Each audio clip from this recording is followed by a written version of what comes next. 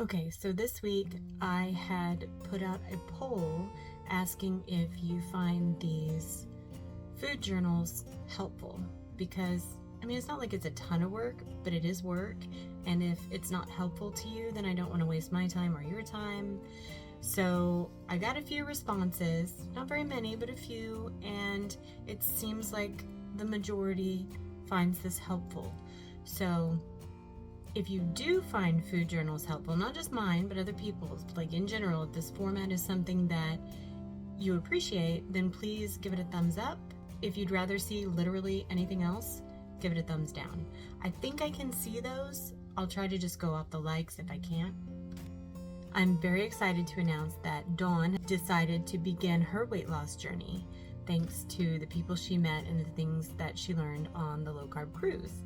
And we have done a video collaboration together, and that'll be coming out this Sunday at 9 a.m. So I hope that you will check that out because I think it's one of the best videos I've ever made, and it's pretty entertaining. So I really hope you dig it. Now, on to the food journal. So we got back from the cruise on Sunday. On Monday, I drove 7 hours to Arkansas, and then Tuesday I drove 7 hours back from Arkansas to Texas, and then I started the Sardine fast on Wednesday. So just to tell you what we're working with. I always have 2 cups of coffee. So I have a teaspoon of creatine in each cup, a teaspoon of heavy whipping cream, 5 drops of stevia glyceride, and 3 drops of keto chow daily minerals. It says cloves, it's not. That's just where I keep them because I got the big jar and you can't drop those out. So I had to put it in a dropper. Anyway, in my second cup of coffee, it's all the same, except I add some element. So when I woke up the morning of June 12th, my glucose was 96, my ketones were 0.3, so negligible.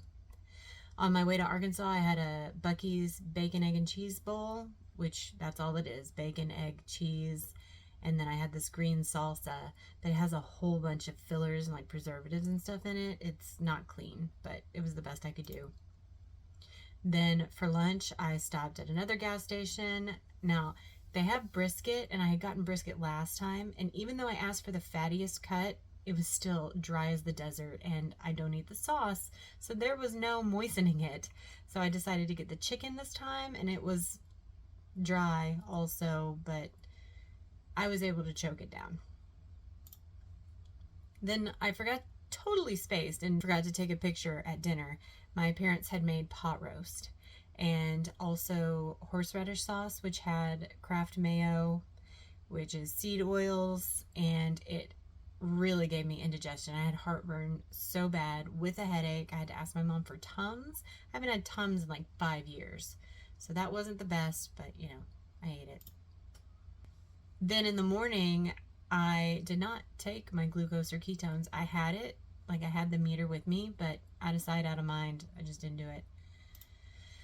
So in the morning, I had about 4 eggs, 2 pieces of bacon there, some coffee, another piece of bacon. I took the rest of the bacon as purse bacon for my trip home. And then when I got home, I decided to finish off all of the peanut butter cups because I knew I was doing the sardine fast starting the next day. And if these were in my pantry, there was no way that I was going to be able to withstand the temptation. So 1, 2. Then I had some steak, some ribeye steak and butter in my supplements. 3, 4, 5, 6, 7. I had 7 of these peanut butter cups this day. Then when I woke up in the morning, oh, surprise, surprise, my ketones are 0.2.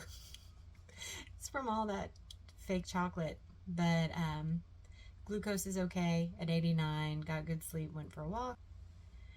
Then I had my first sardines with Tabasco, green Tabasco. Then I was editing all day, so I just had another one cold out of the can with Tabasco and salt.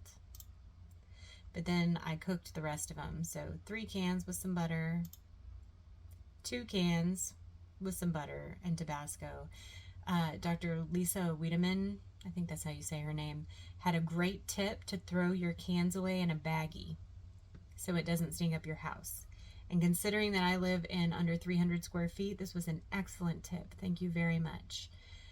Cooking the sardines made my house stink, but at least it didn't perpetually stink because of stinky trash. Then the next morning when I woke up, my ketones were 0.2 still, glucose 81. Had my 3 cans, 3 tablespoons of butter. The lemon pepper really helped, as well as the green Tabasco. Some supplements. Next meal, three cans, 3 tablespoons of butter.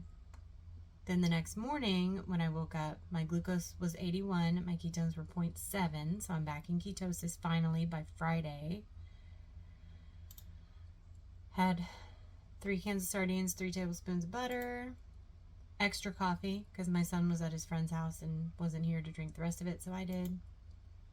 More, that's 3 cans, 3 tablespoons of butter and Tabasco, and lemon pepper, I'm sure. Then Saturday, so this was the last day of my sardine fast. It started Wednesday at noon, it ended Saturday at noon. So when I woke up this morning, my ketones were 0.6. My glucose was great at 72. I had my last can of sardines with Tabasco and salt. Then I had steak, and it was delicious. And this was me looking forward to taking the first bite. Then later on I had some leftover chicken, some more leftover chicken, eggs, probably about four or five.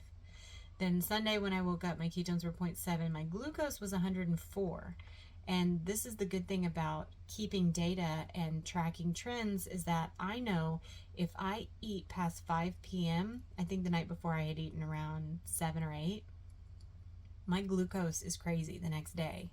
So this is something I'm learning. I need to back my last meal closer to noon every day. So I had 6 eggs for breakfast. Then I had a steak. So there's 2 steaks here, but I ate this one and I trimmed off the fat and gave my son this one. And so that's me eating it, and then the fat from that. 2 teaspoons of butter because it was kind of dry. It was New York strip, you know, they're not the fattiest. Then I had 2 pieces of Lily's chocolate. Then the next morning, this is my birthday morning, I woke up, my ketones were 0.4, probably from the Lily's and all the steak. And then glucose was 87. And on my birthday, all I ate was the ribeye challenge. I tried to eat 42 ounces of tomahawk ribeye. Did not succeed. Got within 4 ounces. I thought it was 6. If I'd have known it was 4, I probably would have tried to push through, but I lost the ability to count, and I was sweating. I had the meat sweats. It was very uncomfortable, and so I didn't want to push it too far because I had to go walk around the mall this day, and I did. It was all right, but it was a little bit much. So that concludes this week's food log. If I get enough likes and, you know, not too many dislikes, then I'll keep doing this and hopefully it helps somebody. So hey, here's another video you might enjoy. And please don't forget to like this video, share it, and subscribe if you haven't already.